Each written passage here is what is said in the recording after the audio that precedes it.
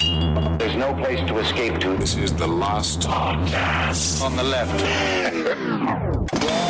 From your glade. That's when the cannibalism started. What was that?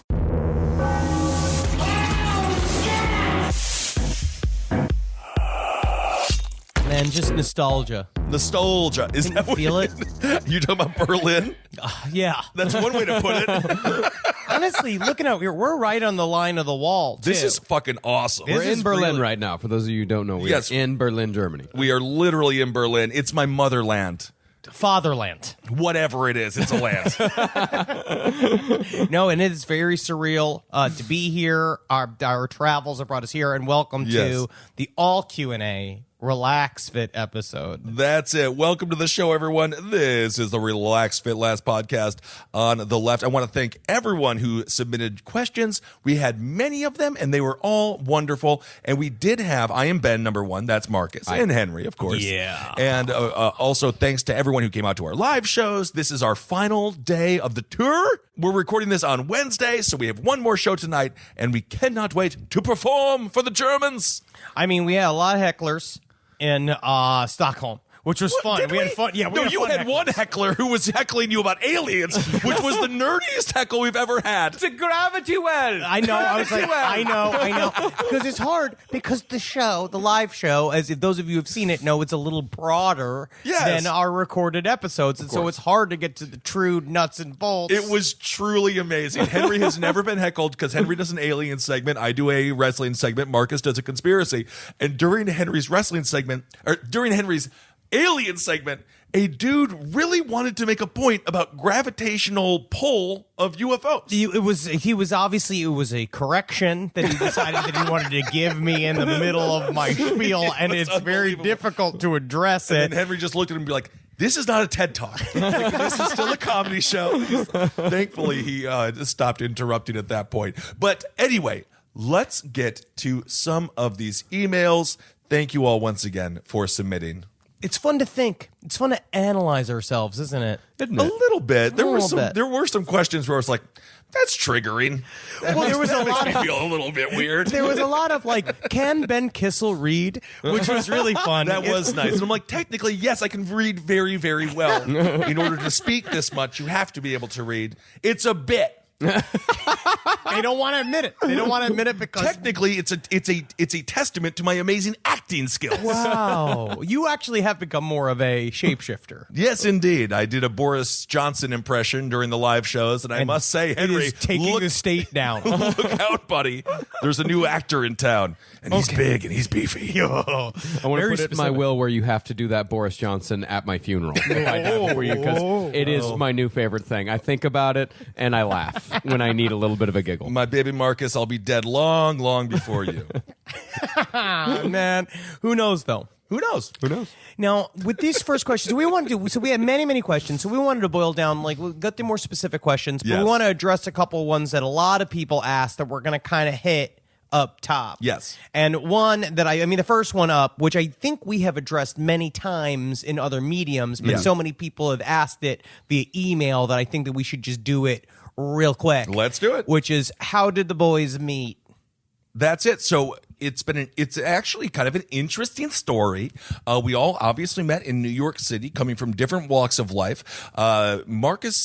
I was introduced to Marcus by a comedian named Mike Lawrence. You all might know Mike Lawrence. He's a great roaster, and he's also a great writer. He's a good man. And at the time, Mike was living in my cellar. So he introduced me to Marcus because Marcus was doing a program called Portrait of a Comedian. And Yes. indeed, Marcus was like, Ben, you're just fat enough to be on the show. And I was like, thank you, Marcus. Well, it was a show where I would go out and I would record local, like, New York City comedians live and then interview them afterwards. And I got to interview like so many like cool dudes that are now like pretty famous.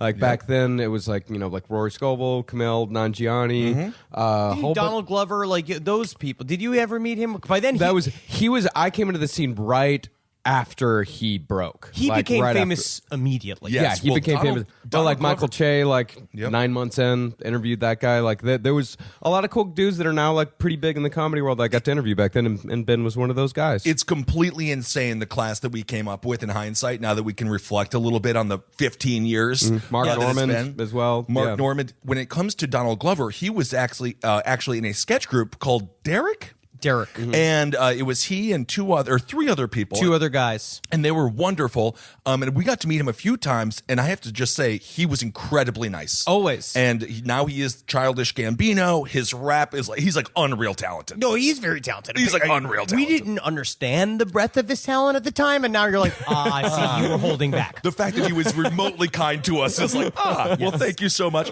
And so I So you I guys spoke met, with Marcus. but Kissel and I had already been hanging out. Like, we were already drinking. Yes, we were drinking buddies. I will say Marcus and I bonded over our mutual love of Sasha Grey and our mutual love of really disgusting horror films, specifically Cannibal Holocaust. So we bonded over Sasha Grey and Cannibal Holocaust. And then Henry and I, we met because you were in an incredible sketch group called Murder Fist. Yes, and you lived with Holden McNeely, who was also like, we were writing Murder, and we also took over your entire apartment by turning into a rehearsal space, and you loved it. I You really loved did. You really did. I did until about the last year. Yeah. Because it was about 9 years of every night. It was rehearsal for Murder Fist, which you guys did rehearse, but then there was also just a lot of drinking. A lot of drinking, and a lot of chain smoking drugs. inside, a lot of drugs. But we did that inside the apartment. But I think that that's a one thing that people talk about on the show, being like, it really did start pretty naturally. It did. We were all just comedians, and then I was quickly introduced to Marcus within that time period because of Portrait of a Comedian, and also just hanging out and getting fucked up. And then we did do the thing of, I remember it was one specific night we were watching horror movies at Marcus's house, and we were just ripping bongs. It was one of Butterball. those. Yeah, it was Butterball. Butterball, best bong in the world. Butterball actually ended up getting broke at a party that Marcus had, and this is the perfect Texan revenge. He said, "You can get out of here, you can leave, but I'm keeping your shoes." You kept the man's shoes and made him walk home barefoot because he broke your bong. Butterball was the perfect bong. It was a gift from a close friend that it had been broken in for years. It was it would like gave the perfect hit every time. I It loved did. Butterball so much back when I smoked weed. I don't anymore, but yeah, Butterball was the perfect hit. And cannot think he was of a- like, "I'm so sorry, man." I was like, yeah. Give me your shoes.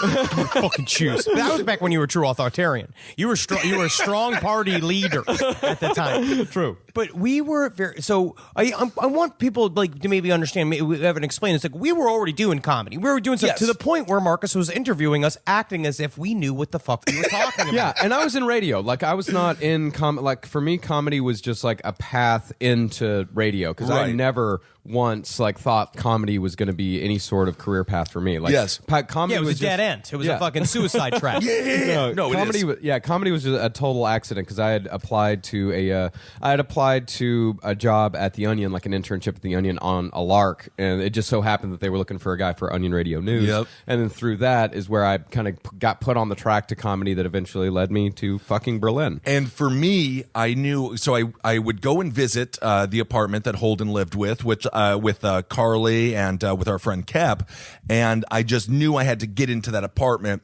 So a room opened up, and I waited 6 months, and I was able to move in, and that was the biggest moment of my life because as soon as I saw Murder Fist, I was like, I need to be friends with these guys. Yeah. But then we were truly friends. It wasn't like a made in show business, like, because we don't schmooze. We're not good schmoozers because it's we're kind loud. of. It's called. It's fucked with our careers. Yeah. Because we just don't know how to like tell someone that they're not a fucking jackass if they're being a jackass.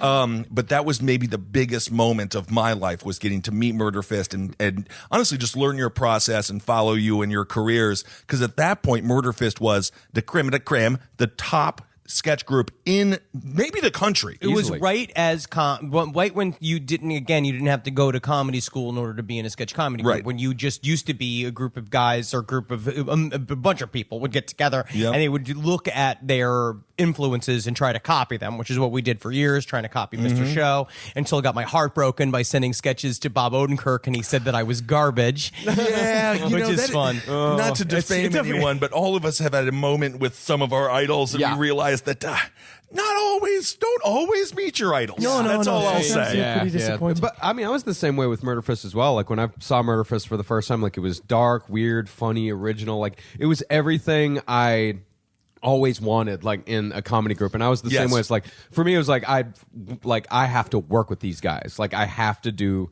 something with these fucking dudes. It was honestly the antithesis to Saturday Night Live, which was just this, PG bunch of garbage at that point, and it was just so badass. So, But now, this is just a good this reminder. kind of like it created this place, right, where everybody kind of got together and we all became genuine friends. And Yep. like because Roundtable came out of that original, like that first grouping with you guys meeting Murder Fist Energy and that turning into what would become CCR, which would become LPN. That's right. And Roundtable was Kevin Barnett and I, R.I.P. Bird Luger, we love you forever. Kevin and I wanted to do a podcast together. So we approached Marcus and we're like, let's do a show. And I had all the toys. You did everything. As always, we were like, I think he'll do everything if we don't let him know that he's doing everything. And then slowly but surely we added Eddie, and then Jackie was like, I want to be on the show. And then Jackie was on the show. No, she didn't say I want to be on the show. She said came she in is. on a guest, and then she cornered me in my home and said, I'm on the show now. Which is also the story of me getting on last podcast on the left. Yes, the Zabrowskis find a way. The Zabrowski strong arm. Well, you just understand. You have to do the Lyndon B. Johnson move of like your fly has to be open and you have to press somebody against the wall. Where you guys had started last podcast and left just straight up as horror movie. Just a horror movie podcast. Yeah.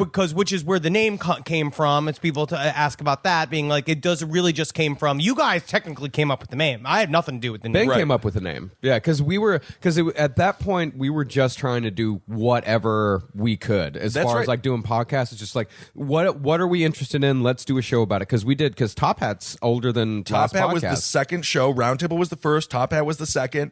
Marcus was doing Sex and Other Human Activities. I had a sports podcast for a second. We were just throwing anything that we could against the wall. And the way that last podcast ended up taking off was because obviously once Henry came aboard, Henry and Marcus had a mind meld that was brilliant, and they were like, we're gonna get this shit into some dark territory. And the first time I realized how dark it was going to get is episode 50 with Toy Box Killer, and I was like, I don't know, guys, it's getting pretty dark. I don't know if this is funny. We really toyed, but it was you guys that really took it to that next place, which honestly nowadays it seems almost cute, because now, of course, as we were talking about yesterday, there is a home flipping show called Murder House now. Yep. And so I think it's Murder House Flip. Yeah, that's coming out soon. It's like, oh Jesus, We Christ. have God. slid into the mainstream. It does not make any sense. But No. we actually started it because we realized at some point that there is a whole wealth of material in the world and that's when I was really truly getting obsessed with Coast to Coast AM, and we were Marcus and I realized like we will then just truly flip the conversations we were having about the subjects we were interested in into the show. And then it was probably around episode, I want to just straight up say, I think it was about episode 100, Right, where we were like, all right, now we're going to make this research fucking up to our eyelids show. I can tell you which one the research flipped on me. It was around the 70s. I think it was like 74, 75, the Satanic Panic episode. Yes, when we first time we all sat and read a book. Yeah, for the show. Yeah, that I sat down because we were Henry wanted to do an episode on the Satanic Panic, and I just picked up a book called Satan's Silence, which I was reading, and it was like absolutely fantastic, and I wanted to talk about like all this shit on the show because there was so many. The Satanic Panic is full of so many weird, funny details. It's so much weird shit. But in order to really talk about those funny details, to give you guys subjects to joke off, like you have to tell the story. You have to give context to all of this. So that was kind of the first episode that, at least I realized like that we needed to, like, I have to give these guys a story. I have to give y'all a story How in long order have for we y'all to had do the it. outline? The outline, I guess.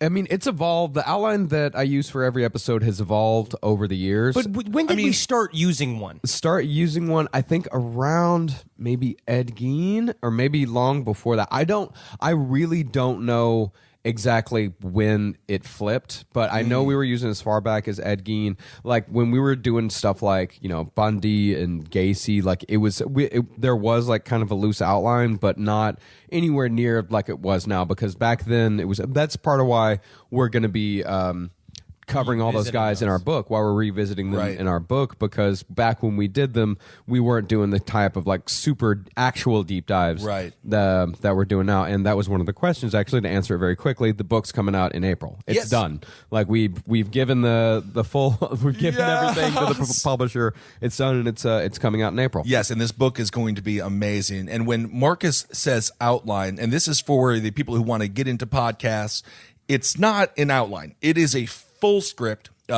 Mormonism Part 4, for example, was 24 pages. This is what we're writing in a week. So this is what you have to understand. Because we do get that a lot. Be like, what's your advice for, how do you break through?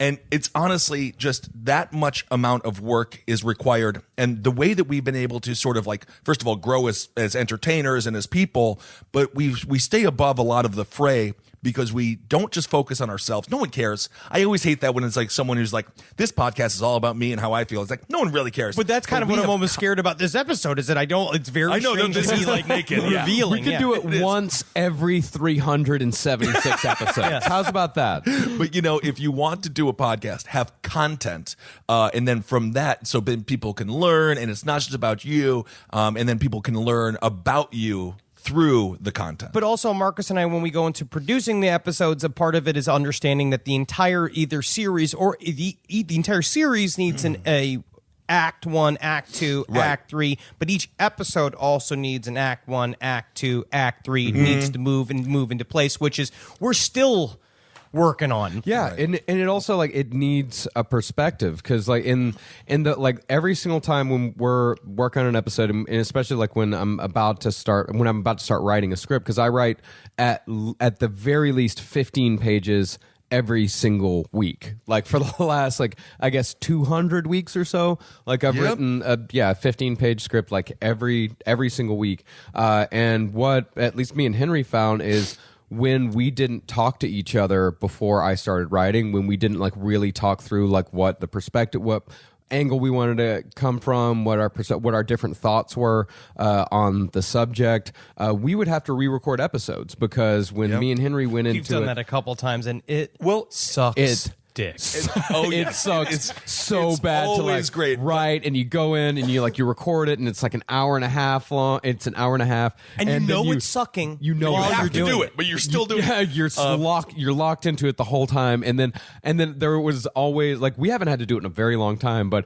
there was always this routine that we would have to go through. We'd all have to go through the motions where like we end the episode, we're in the middle of it, we know we're gonna have to re-record it, we end it, we know we're gonna have to re-record it, but I always have to say like, okay, I'm going to go home and I'm going to start listening to it, and then I'll let you guys know. Yep. And then it's like I get 20 minutes in and I send the text, well, we got to do it again. Yeah, Ben, you made too many Ruth Bader Ginsburg references. We're going to have to cut this episode. So just to sort of put a button on the question of like, how did we meet? That's basically it. It was through friendship. It was very organic. And, this is just a good reminder. If you do want to be in the arts, don't burn bridges.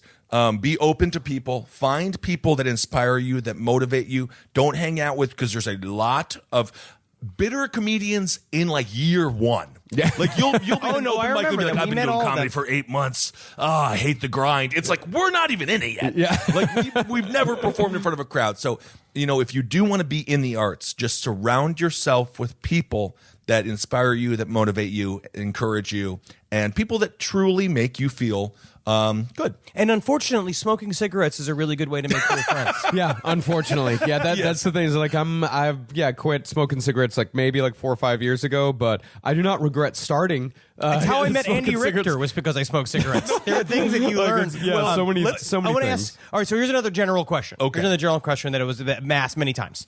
How do we not kill each other on the road and in life in general? Because we do genuinely have a very stable friendship. And I think a part of what we do is that we have gotten good at having uncomfortable conversations and flatly expressing the problem that we might be having, and then having like, and letting it go. Like, And honestly, all of the problems that we have, I would say one of the bigger issues is I tend to be late. which on the road can be a pain in the ass. But even that's like not the biggest issue. None of us are doing heroin in the bathroom. Our biggest, our truly the biggest fight we've had, and it was a genuine fight. And afterwards, you're just like, what? Was about food on the road in various places where we travel. About how Marcus only wants pizza. He only wants pizza. No, I don't only want pizza. That's what you guys don't fucking get. I don't only want pizza. No, you're gonna say you want a hot meal. I know exactly what you're going to say. I want a hot meal. I know. But But the thing is, and a hot meal translates to pizza. Yeah, well, that's because a hot meal, pizza is the easiest hot meal there is. Just saying a hot meal, to me, just sounds like a homeless man could take a shit in a bucket and put a sandwich on it. Meal. That's a hot meal. But Kissel and I, sandwich people. Sandwich people. But I don't- because you get sustenance, you get bread, you get some veggies, some you get meat, vegetables. some cheese. You never know what you're going to get with a sandwich. You never know what you're going to get with pizza. Honestly, we are now fighting. But also, I actually, because a lot of people, I got several questions being like, why are Marcus and Henry always visiting museums and Kissel's always drinking alone? And that's not true. On the side, Kissel and I drink a lot together. Oh, yeah. They're never city, but you know what it really is that we've realized as three adult men, we can't control each other's schedule. And the idea of me being like, okay, boys, we're meeting at the museum at 1:35. Let's ruin this vacation. Yeah, like, because also Natalie has expressed to me, because I am one of those. I'm weirdly, despite what you'd think about me, I'm a hyper planner.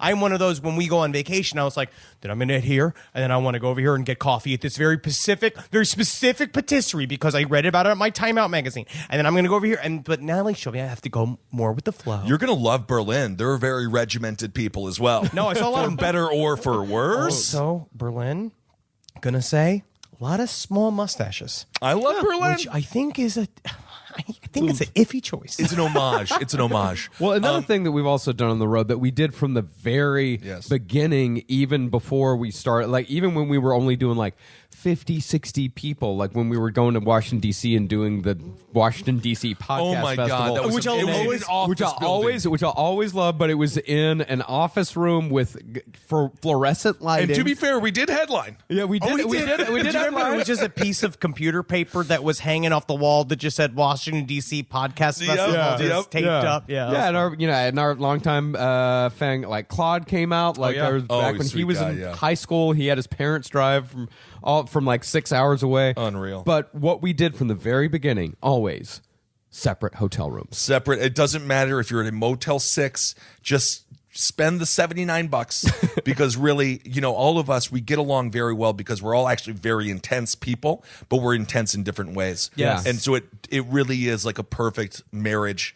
And I just can't sit in your shit smell. Yeah. No, I don't want to. Also, that was a question. Who farts smell the worst? And I'm going to say I was the number one candidate, but then Henry has taken the mantle, but now Marcus is definitely the Mine are pretty bad now, because I had to start taking. I don't know what happened to him. I had to start taking suppositories for my bleeding asshole that came from stress. Right. And the suppositories, one of the side effects is extreme flatulence. Because back in the day, like I'm talking like this just relatively recently, I went to the bathroom in the green room and you all said I had to go to the doctor. Yeah, you did. Yeah, because it was bad enough. It was smelled like the lava of Mordor. I didn't know what was happening It in smelled there. like the inside of your stomach lining is sliding out of your asshole. It was. So basically, for that, That's the goal. that is the goal. And I also on the road, I'm also the type of person I need alone time. Like I've always been. We that are all way. like that, though. Yeah, we all Because need.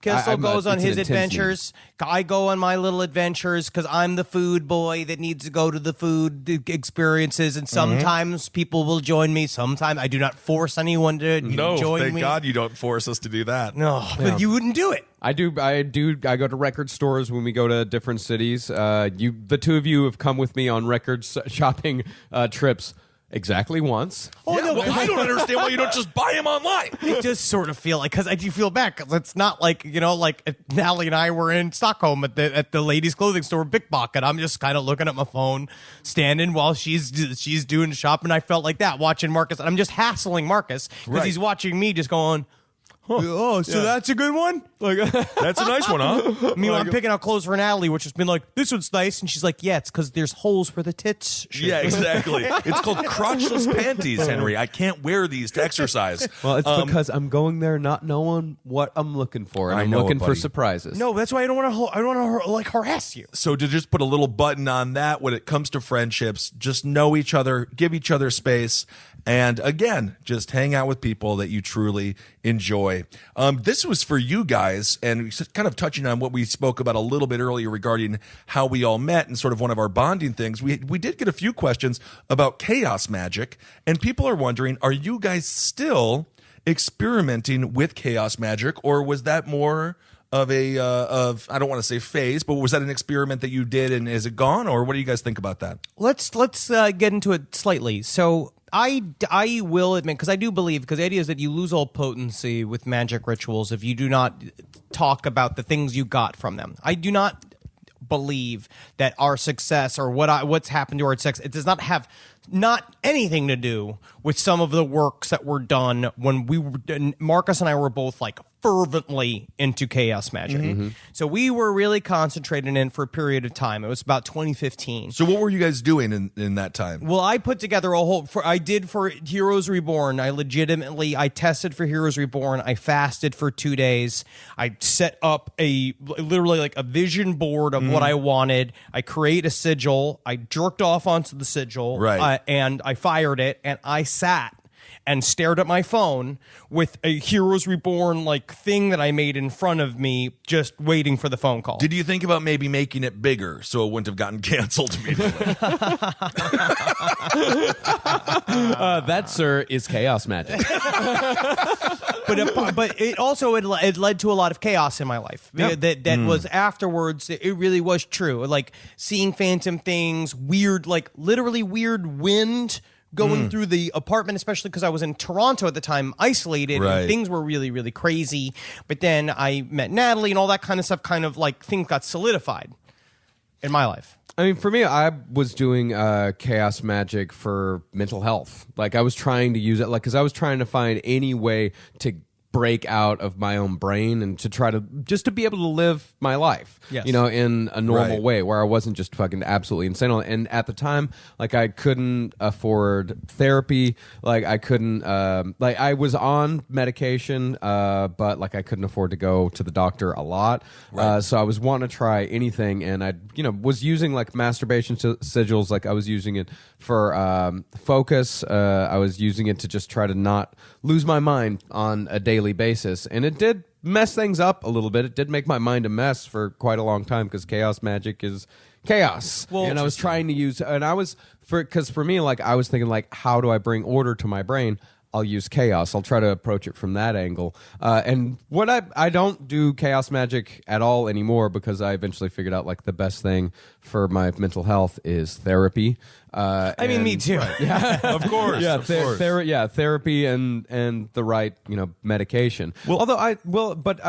Because I would also, like, I would use it for, like, thinking in metaphor a lot and thinking in like trying to find some sort of path, some sort of shortcut, because I think that's what I was looking for at the end of the day. I was looking for a shortcut to mental health, and that's when I realized, like, there is no shortcuts when it comes to mental Right. health at all. It's an Like, it is- everyday Yes. work. It is an everyday work. It is a long, long, long process that never, ever ends. Well, especially and when that you've is- got like me, when you're bipolar, when it is a medical condition that, like, I'm going to be dealing with until the day I die. And you're Like, very responsible. Very, 100, and that's yeah. honestly why you're Have to saving be. lives, because I mean, in the meet and greets, Henry, you can attest to this. Marcus gets people who are constantly like, "Thank you for telling me it's not my fault, but it's my responsibility," and like you are really helping people, and that's so powerful. But now I'm realizing because of the work that we have done, because of my experience with chaos magic, and because now of our like deeper and deeper reading as things go deeper.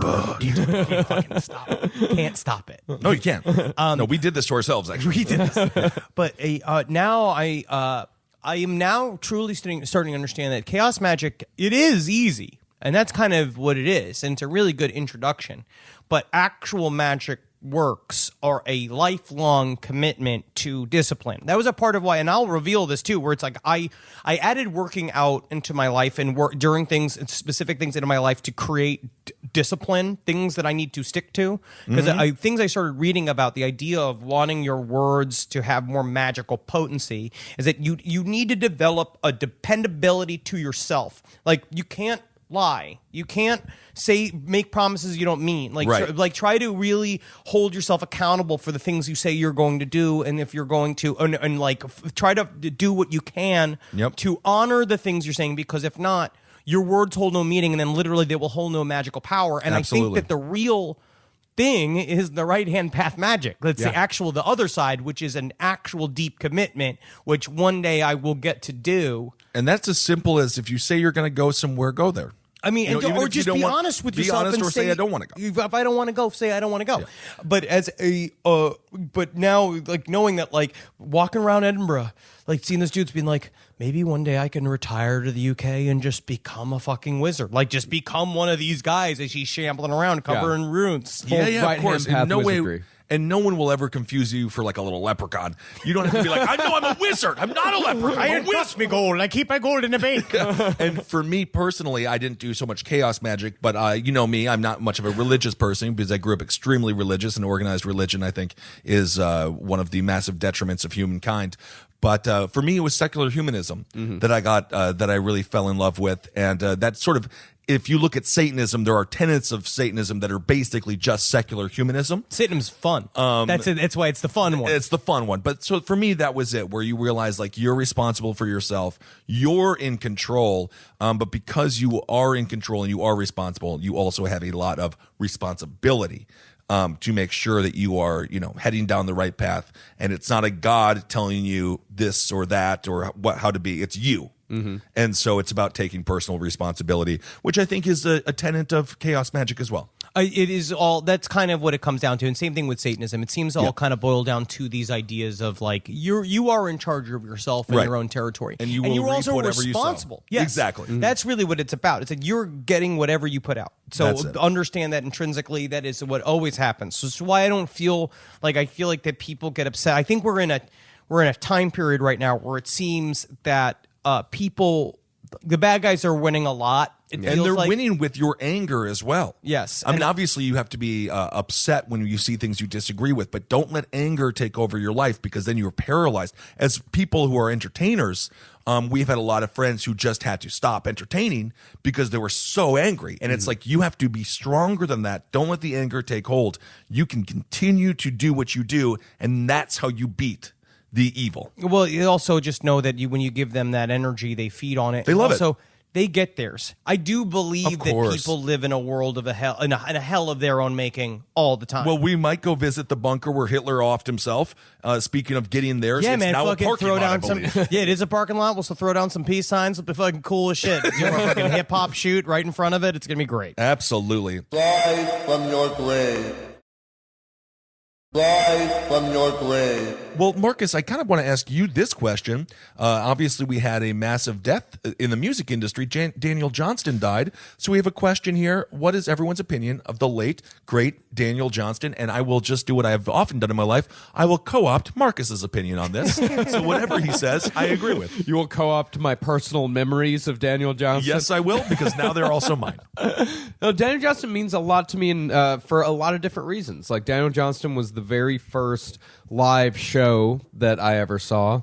My first concert was Kid Rock, but my Oh, you're a cool guy. I mean, naturally. You got to. That's where the girls are. Honestly, I would have gone to that now. I'd go to that right now. yeah, Kid Rock at Power Man 5000. It was a fucking great show. Oh, that's awesome. Yeah, but my first like show like in a club was Daniel Johnston. It was totally by accident. Like, I was on 6th Street in Austin when I was like 16, 17. Because my dad is also I got my love of music from my father, and so when we were out in Austin, and he just took me out on 6th Street. And back in the late 90s, if you were on the street with your dad, you could just go up to a bouncer and say, "This is my son.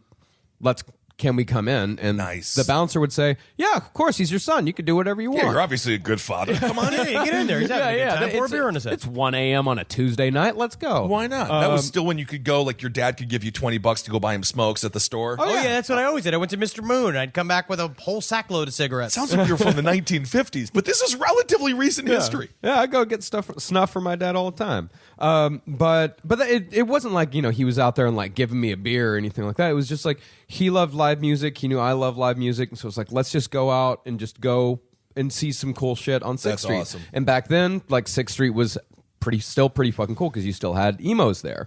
And so we went to emos down 6th Street in Red River and just walked in, and it was Daniel Johnston just happened to be playing with Danny and the Monsters, which was his project in the late 90s. And I had never seen anything like it in my entire life. Like, it was such a strange, affecting, personal performance. Was this back and it when was he so wasn't raw. playing It was guitar? so amazingly raw. When he wasn't playing guitar, he was just singing? Yes. Yeah. He just had he had a little music stand in front of him where he was like reading the lyrics. He was going like, it was also during a time when he was going a little more intense, a little like he was screaming a little bit more.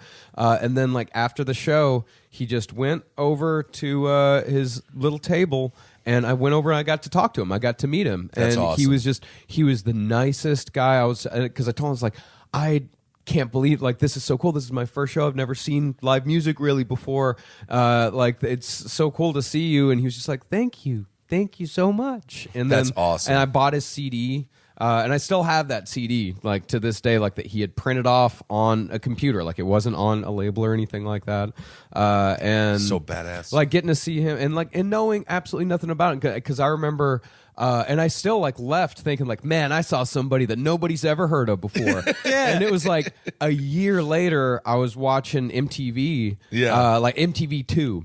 And it just so happened like that there was a Daniel Johnston, like, because he was on MTV back in the day, and they showed like an old clip of him, and I like called my dad. I was like, Dad, Daniel Johnston, that's actually a guy. That's actually a dude. Like, people know who he is. And that's so cool. And then when I got to college and got to like college radio, like I found out about, like I heard like Fun in 1990 and So like all awesome. these fantastic Daniel Johnston albums. And then when The Devil and Daniel Johnston came out, like when that documentary came out where he talks about his bipolar disorder and what he went through and mixed with schizophrenia, Right. like that, like, because that documentary came out a little bit before I got my diagnosis for bipolar disorder. So it was very helpful for me to watch that movie and to see somebody else go through it. Were And your parents able to understand what that was? bipolar disorder? Yeah, were they? God, yes, it they runs were. in the family. No, Okay. it's a hereditary thing. So Because I could see that being difficult to try to tell your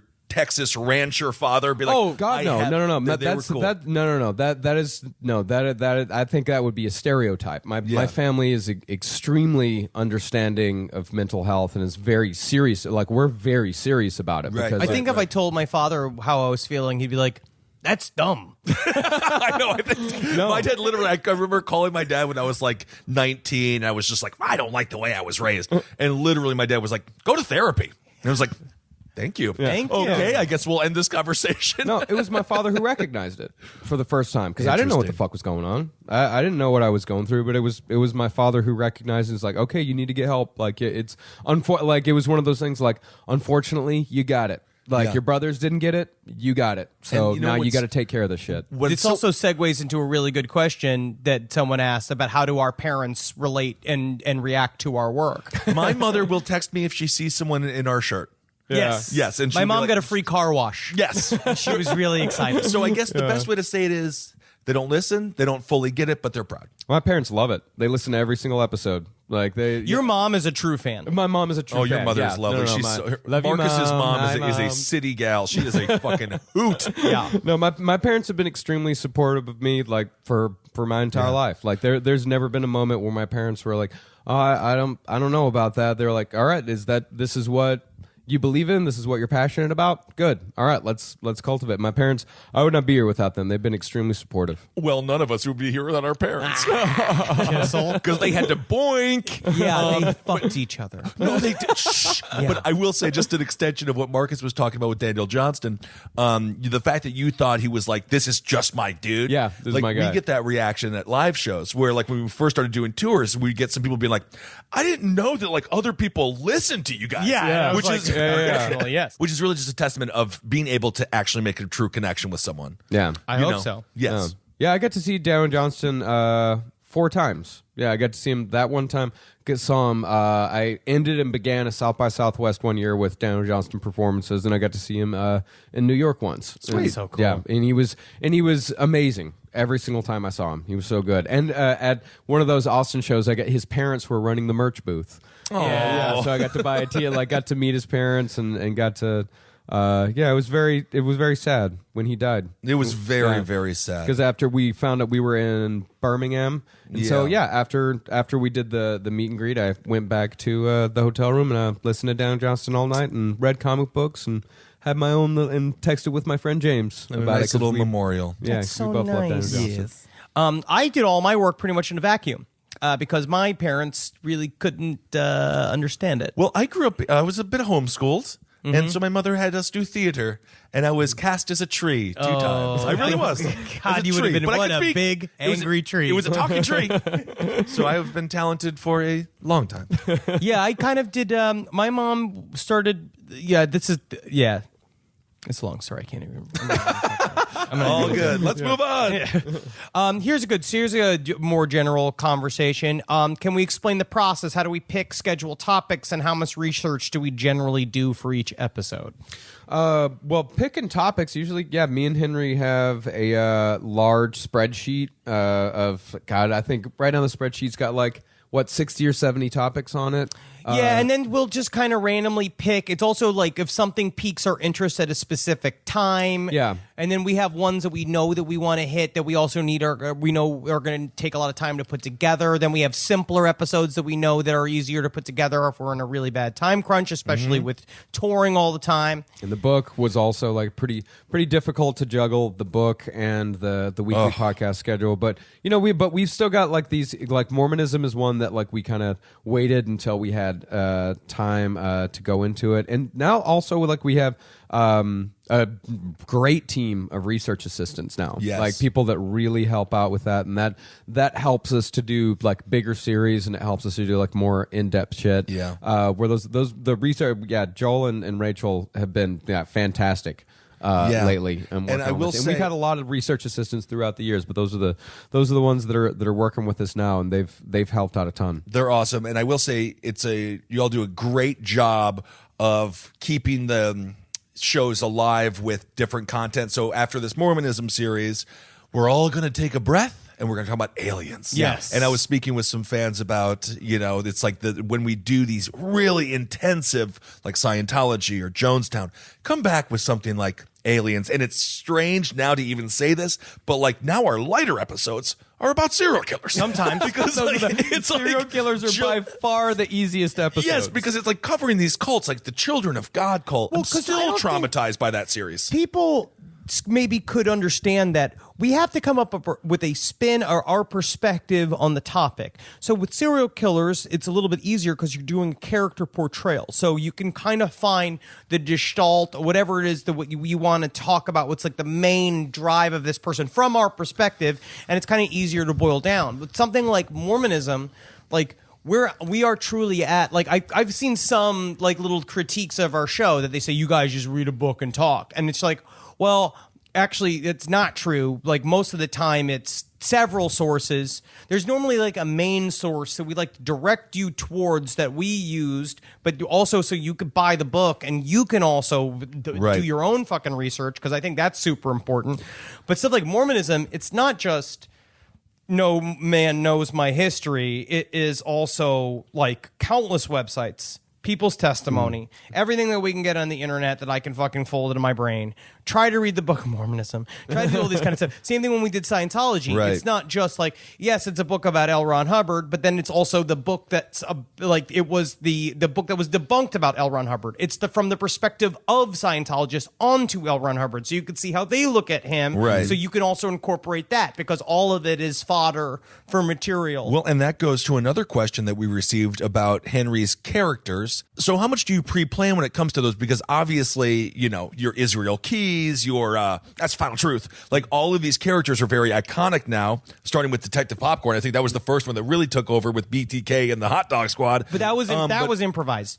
But what's your process of finding the character and sort of how do you interpret the people? I don't know what you do, Kissel, but sometimes when because Marcus will send me the first draft of the script, and then what I'll do is I have already been building either a character, depending on whether or not I have decided, because certain characters, certain stories, the main character will be something I will play, and in certain stories, the side characters are more important. It's more to develop, like almost like a stupid like Minnie and ensemble. Nanny and H.H. Holmes, for example. Yeah, where I didn't really play. I did H.H. Holmes, but mostly we were setting up the environment around H.H. Holmes. Right. Where like L. Ron Hubbard, I was doing a little bit more of an exact impersonation of L. Ron Hubbard that I was working on, but then something like Joseph Callinger, when that episode came out, I came up with the voice. I mean, obviously, it was a complete ripoff of Bernie Madoff. Bernie Sanders, a mixture of him and Larry David. And Larry David. Right. Like, Because Henry will sometimes, like, when we're working on the episode, like, Henry will talk to me about, like, kind of like run by the character, like, this is what I'm thinking about doing with this character, and we'll discuss it like in the week leading up to the episode, up to the actual like recording. And I have my own series of notes, so I'll start a notes, and I will start a series of notes, and I will definitely write down jokes that I think of as I research through the week, and then when I get the first draft, I will sometimes take those little bits that I come up with, and I'll place them into where they would be in the draft in accordance to the research that I've done on my own, because then I come it from one side, and then Marcus comes from the more official side. And when it comes to the book, just to plug that book, it'll be out in April. I think it's a perfect interpretation of how we actually do that in the live show, because Marcus has the bulk of the chapter, and then we kind of come in with our little jokes. For me, obviously I read the outline, but I just like to be totally in the moment, and I like to listen, and then I like to make my little bits and skits when I feel like it's getting a little bit too heavy.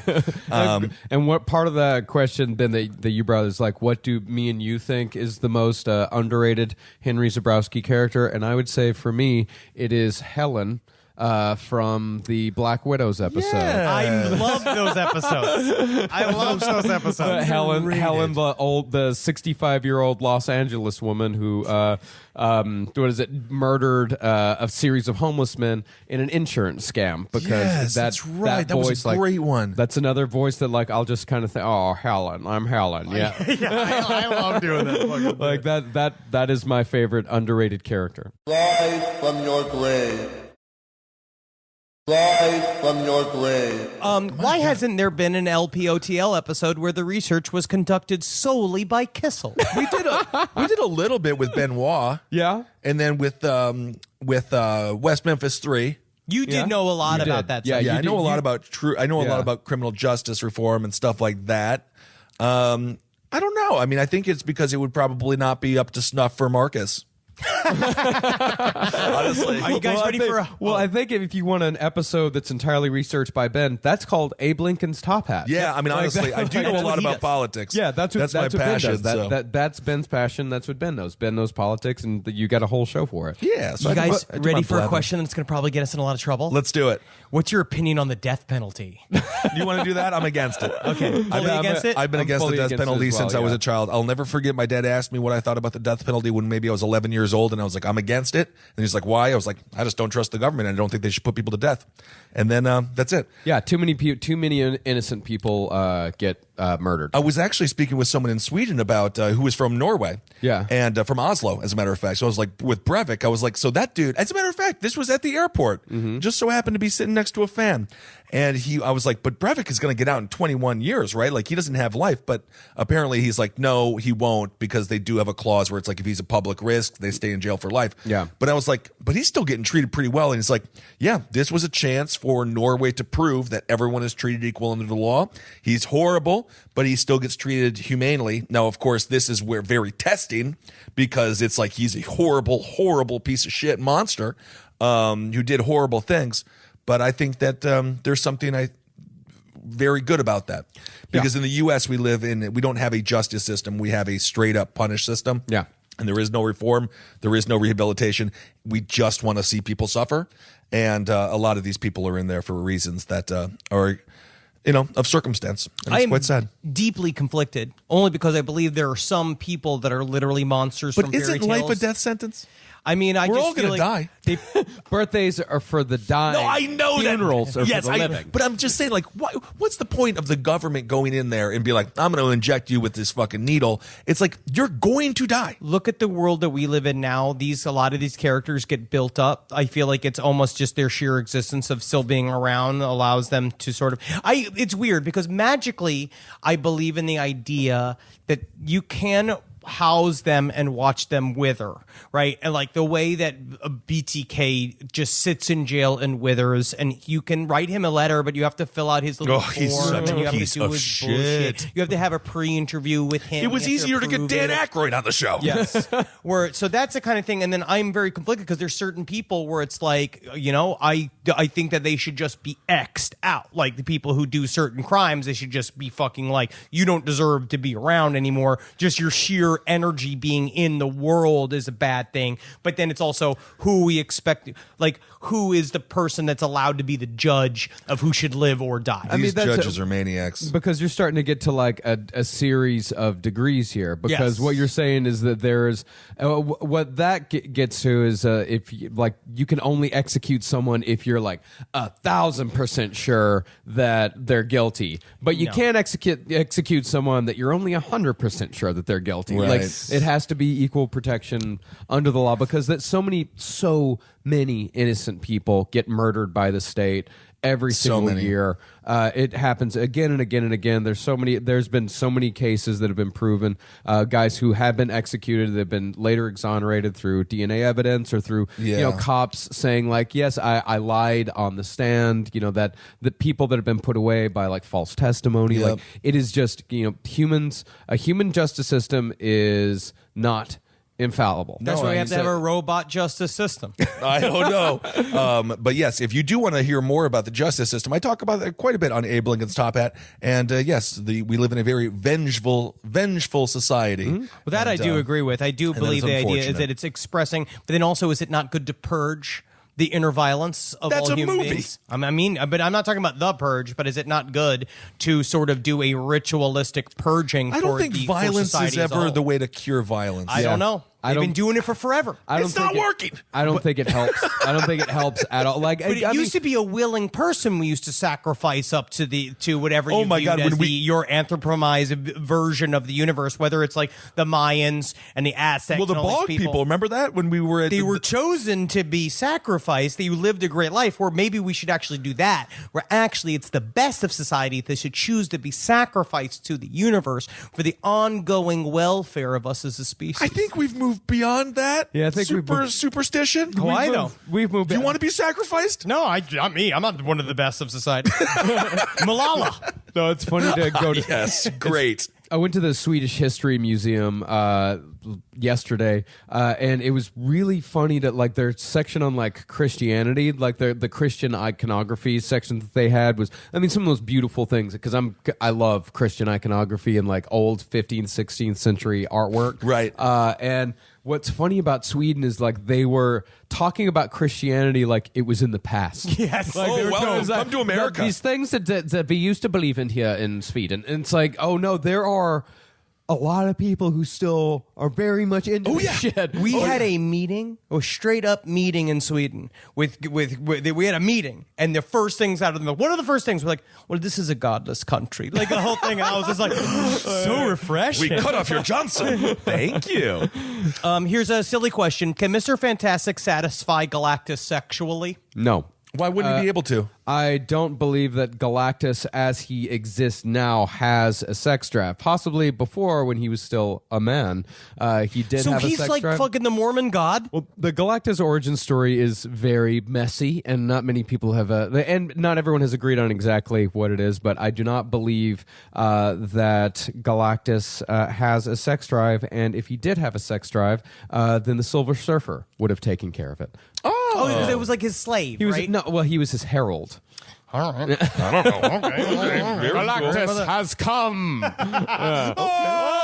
God! Well, and what do you mean, Mr. Fan? What, using the ultimate nullifier? I don't understand that. Wrapping question. around his cock. I don't fucking know. He's Mr. Fantastic. He should be able to do something. That's what he was saying, that you could be able to stretch and he'd be fit around his dick To and fit be around his well, dick. Yeah, I don't believe that Galactus is a sexual being But at this time. He might get it back if he has a massive Viagra. Before, when he was still a man, yes, or not a man, whatever planet he was from. Do you think Galactus's penis though would be, if it did have a penis, would be strong enough to tear through the whatever Mr. Fantastic is when he's stretchy? No. Because nothing, as far as I know, nothing has been proven to tear through Mr. Fantastic. So it wouldn't tear through. So it might. He's just going to wear him as a condom. Then. Yes. Well, I'm sure that Mr. Fantastic is not infinitely stretchable. I'm sure he has some sort of breaking point. Interesting. Yeah. Although unstable molecules, the material from which the Fantastic Four's uniforms are made, are theoretically infinitely stretchable. Well, this is sort of a question that has to do.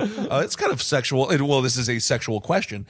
Are any mass shootings out there sexually motivated? There's a people that this is an interesting series of questions because they want to say like, what is it? Is it a form of sexual release? I think in America it has become.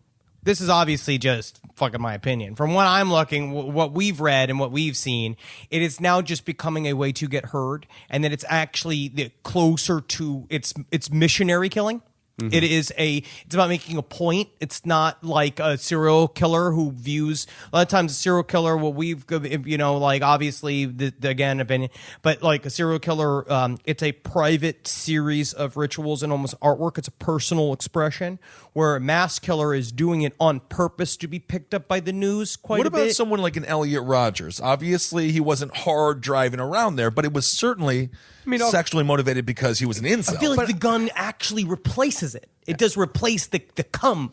Yeah, we mentioned this on stage during our live show as well. I think it comes from a place of anger, but but you're talking about like serial killers versus mass shooters. Like serial killing is defined by 3 or more killings with a cooling off period because it's about a release and distinct MO. Yeah, a distinct MO. It's about a release, and it's about something that can be replicated. That's the thing about serial killing is something that has to be like they replicate it over and over and over again. That's why some of these guys take trophies. Why some of them return to the scene of the crime, because they're trying to replicate that feeling. But mass shooting is a one and done deal. Like it's an explosion. It's literally cum. It's an ejaculation of violence. Yeah, and I'm sure many of those guys are hard as the Dickens. You think so? The entire time. Yeah. The Virginia Tech Sung Cho.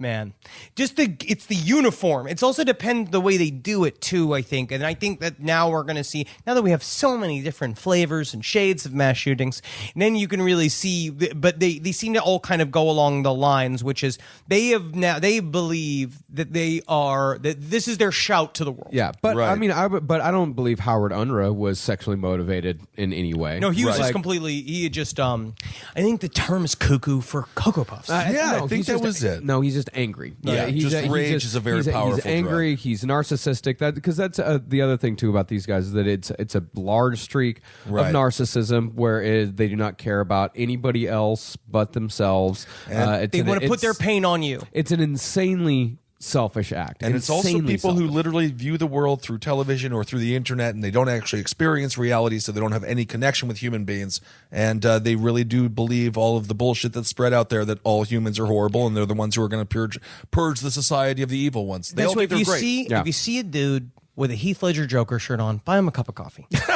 Like, honestly, just buy him a cup of coffee. Try to say hello. Try to befriend these people. I'm very excited for Joaquin Phoenix's Joker, by the way. I've been looking into it even more. My controversial opinion is that I fucking don't want to see. I want Batman. No, it's not I know. I don't understand this about you. It's about the bad guy. It's about the Joker. But it's King of Comedy. But without Batman, it's just King of Comedy. You know what I mean? No, without it's not Batman, King of Comedy. Batman's going to be somewhere. I hope he at least shows up or they talk about the Batman. No, because it already shows in the trailer that he is talking to Thomas Wayne, which is Batman's father. And so if Batman's father is still alive, then that means that Batman is Bruce Wayne is either had been not born yet, or Batman has not been born yet. Yeah, Bruce Wayne is As still that just... night in Crime Alley, after the Wayne family went to see a late night showing of Mask of Zorro. Oh, did they not think that was going to be a wonderful night? Yes, they did. And then, unfortunately, in the alley, Joe Chill took down Thomas and Martha Wayne. I thought it was Jack Napier. That's a whole different It's thing. not Jack Napier. No, that's just for the movie. That was just the movie. Yeah, Joe They made it Chill. convenient. Yeah, Joe Chill is in official canon in the comic books. Joe Chill is the guy that killed. But it's also why I don't like Gotham. I don't need to watch fucking Batman Muppet Babies.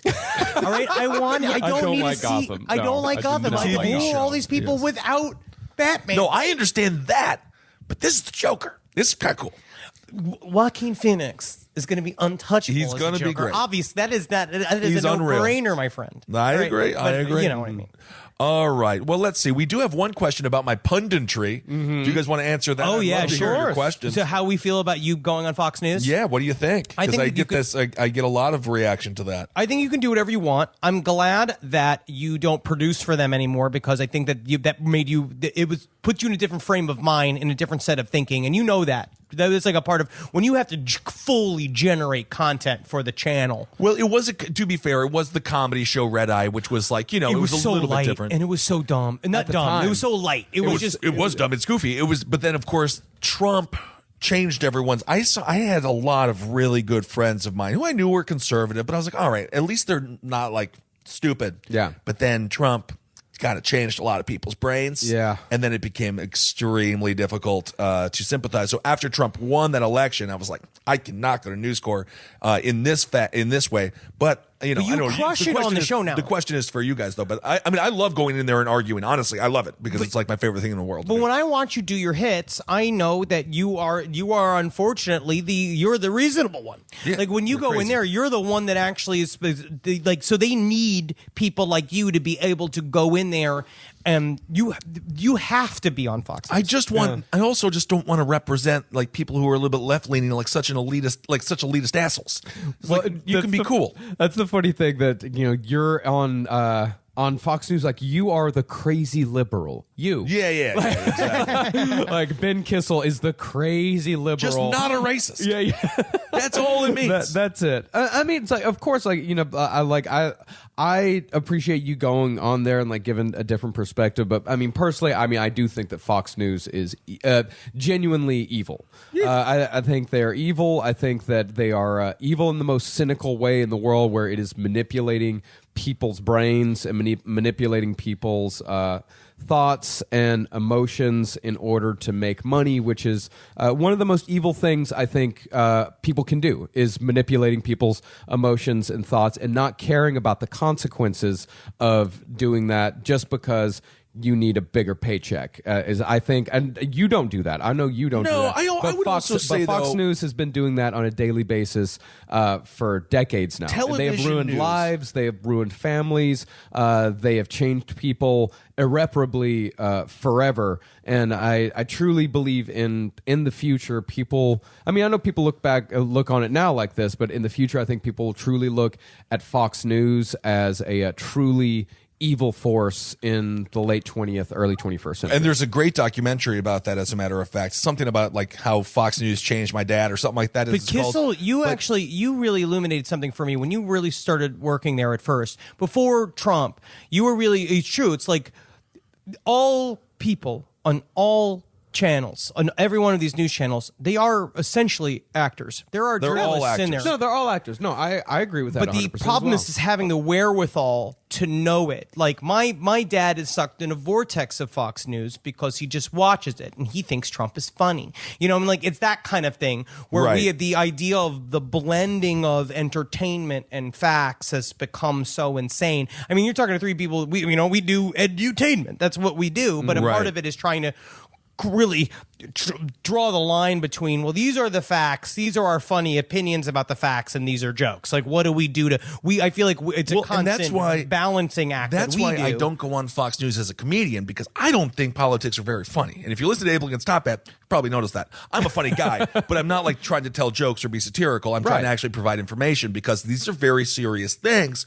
But I will say, seeing how the sausage is made of television news was fucking fascinating. Yeah. And no one, please God, do not get your information from TV news. You can pick up tidbits every now and again, but it is 100% entertainment. Yeah. It is not real. The way that they frame everything. Look no further than the lead up to the Iraq War if you want to see how the fourth estate has been bought and sold 10 times over.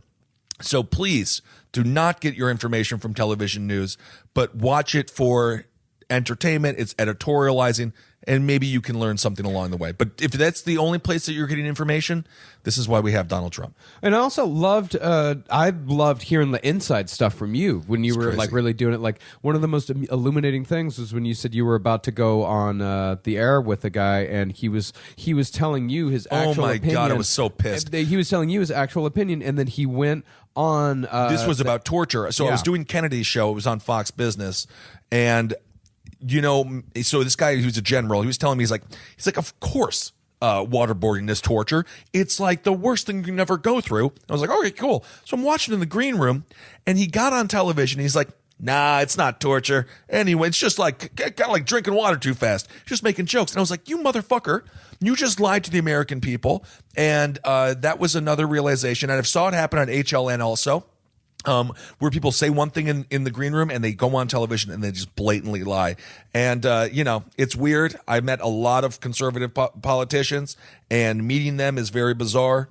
Because they are different people in many ways. and they all look like me, same little bodies. Yeah, which kinda. is unfortunate for us with godlike bodies. Of course, that's what cherub-like gods. Yes. But anyway, so that's a little bit. And if you want to watch my Fox News clips, you can go to Ben Kissel on YouTube. I got a whole channel arguing with people. Okay, here's another good one. Do you think that we've ever been properly investigated by the CIA or the quote-unquote men in black? Do you think that we are on, like, legitimately, do you think that on some level we are on a list anywhere? Well, there was a period of time when me and you, Henry, were Wasn't that talking. the 9/11 episodes? Yes. Around the 9/11 episodes, there was a period of time when every time me and Henry would call each other on the phone to talk about the episode, where we would hear a click. The series of clicks. Like we would hear a click at the beginning of the conversation, and then the second we started, the second we were done with the 9/11 stuff and started having like friend conversations, like just about like our lives, there would be another click.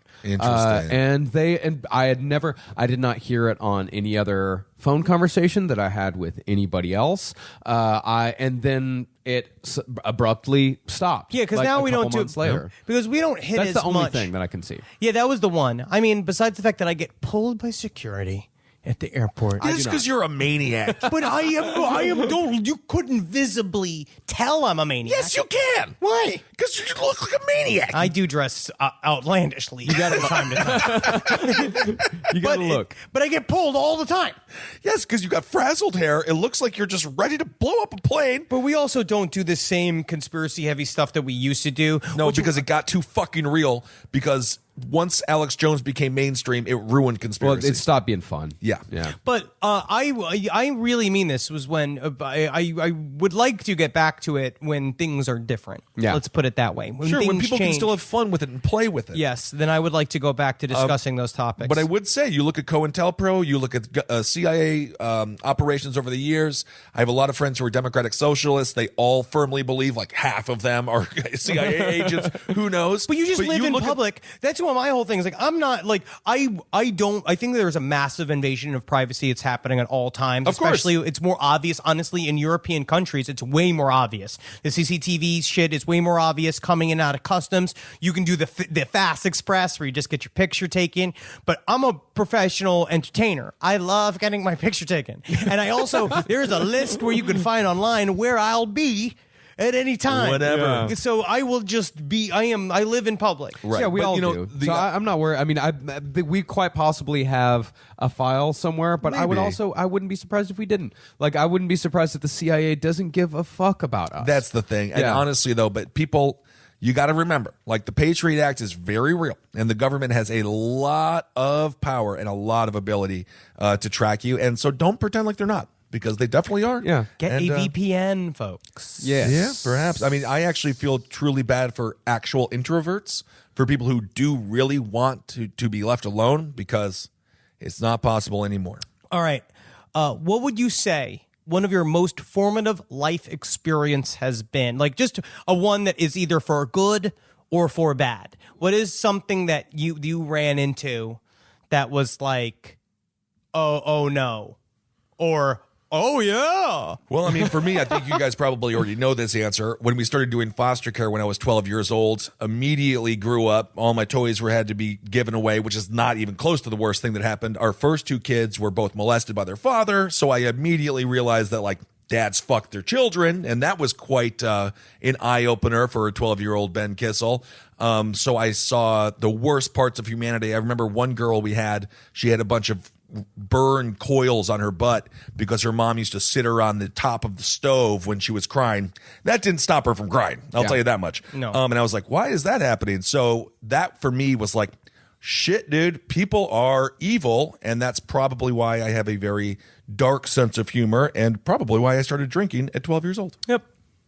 Just to relax. Literally, I was a Hager detective by 12. I would say one of mine, fairly recent, I guess something that just comes to mind, I guess if we want to relate it to the show, was a live show in Baltimore about, I don't know, like 3-4 years ago, something like that. The very first time we did a bigger show. Oh my God, that was awesome. Because like I'm not a live performer. Like I've been in radio for almost 20 years now, but I got into radio specifically because I wanted to do entertainment. I liked doing entertainment, but I didn't like people looking at me. Of course. And radio was perfect for that. But doing live shows was like a something that I definitely had to ease into and get used to over the years. But going on stage in Baltimore at Auto Bar. That's right. I love Auto Bar, love Baltimore and all that. But, you know, it was the first time going up in front of like 300 people, and the fear that I had walking out on stage was like nothing I'd ever felt in my life. Like, Right. I have to go out here. I have to not fuck up. And for me, it was always like, I can't disappoint you two guys. Like, I can't, like, But you I know, can't- that's why we yap. I know, but I was like, We yap. You're always safe. but like, yeah, but I can't let. But I just No, didn't of want to. course, Like, I I just didn't, understand. like I can't let these guys down. Like, you know, I No, I depend feel the on same them. way. They depend on me. Like, I can't let them down. It's But like jazz, but with comedy. It's about the words you don't say. That's right. And there's like a list that you can't. Yeah, it turns out you can get fired if you say like a lot of those words. Yeah. But it was about like, you know, just being up on stage and being able to like breathe in and breathe out and getting through that intense stage fright, and like just saying, like, I don't even know what I said, but like I said one thing that got a laugh, and I was like, okay, Yeah, I can do this. relaxes. Like, I can. I remember you said, I can why do do we this." drive on the parkway?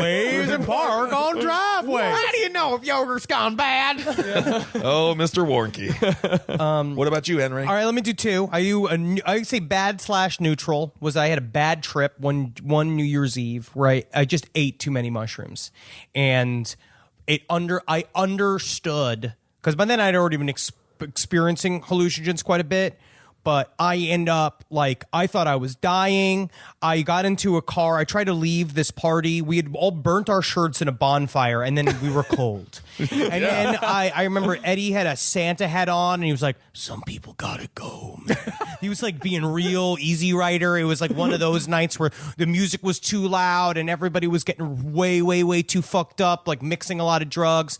And then like I tried to go home, and then I remembered like I was like, I'm straight enough to get in the car, and then the car was too big and I was like way too small, and like I got home and I had a full on like scream cry inside of a shower, thinking that the shower was gonna make me better, and then I ate a couple of Xanny bars to try to pass out, and then I woke up gurgling on my own blood. I had a full nosebleed in my sleep, and I woke up like spitting up all his blood, and it sent me in a downward path for about 6 months. But it showed me just like the power of the human mind. Sure. You know, like it's important. I kept doing hallucinations, and now it takes Good prep. I'm happy Yeah. that you didn't stop. Yeah. No. But you have to, because then you learn also that's a part of this. Right, of Which course. is weird. It's a weird lesson you get. Well, I had a positive mushroom experience that I know, like the first time I did mushrooms, it actually connected me to humanity for the very first time. Oh, when I remember because I was reading Heinlein. I remember writing a note being like, I totally grok what grokking is now. Like immediately I was like, fuck No, yeah. I was like listening to the Don Ellis Orchestra, like watching purple notes come out of my fucking speakers, eating some fucking Papa John's because I was delivering for Papa John's. at the time. cool. Yeah, eating Fucking, some- you're not supposed to be high on your own supply though, man. yeah, I know, bro, but I did anyway. 2 pies a night, always for free. That was when you were chunky. Yeah, I was I was about 40 pounds heavier, in college, but I just fucking listened to that shit. I went to a libertarian meeting, like I wandered into a libertarian meeting. That'll do it. Like fucking tripping balls and like fucking gave like a big speech to silence. Just like a big speech, like what I think. The first podcast. Like That what is amazing, dude. This is what I think human free will is all about. Okay, let's get into it, fellas. And then I just like gave the speech and then just fucking like hit the table real hard and go, well, I'm out, boys. It was a very fun afternoon at Tech Terrace. Afternoon, even. Yeah, it was afternoon. Yeah, it was a Friday afternoon. I love it. What was your second one, Henry? Honestly, getting married. Getting All married right. was a very beautiful part. I didn't realize what it was, how positive I was. Good. Like, not that I Oh, it was didn't, wonderful. But, Yeah, but it's like, it was nice what it brings to your life. It's like Yeah. a human ceremony that was nice to be a part of. And of course, it you was had really- 2 weddings, and the second one was at a castle, and it was very sweet. Second was a party. The second one was a party. All right, we got one more question. Let's do a goofy one and wrap her up.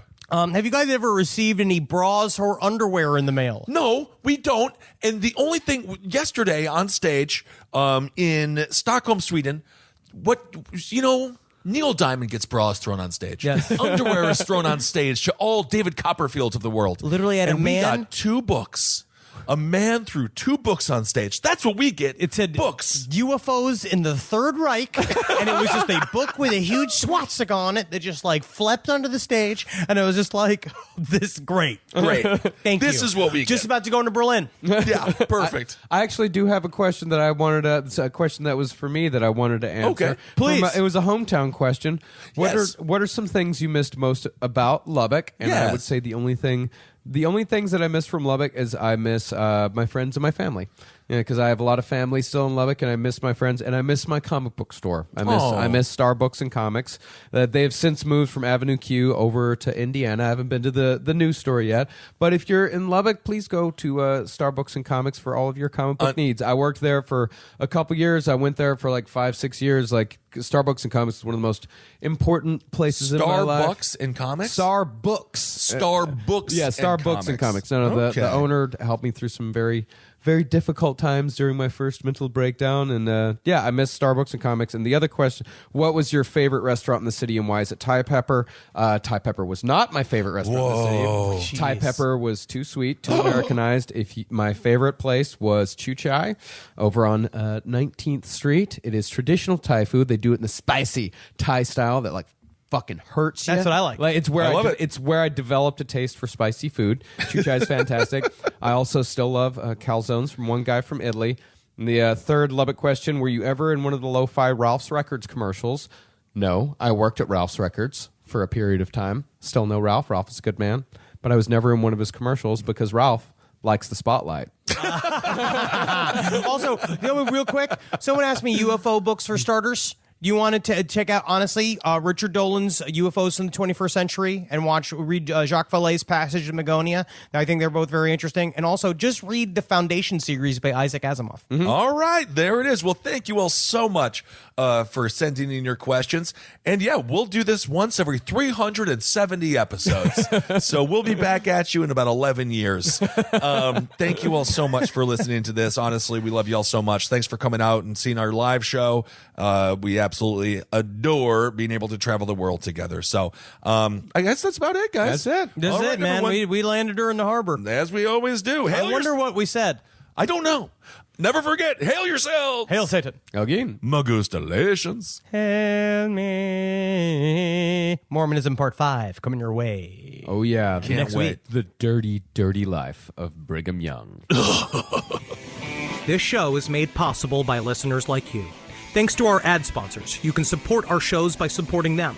For more shows like the one you just listened to, go to lastpodcastnetwork.com.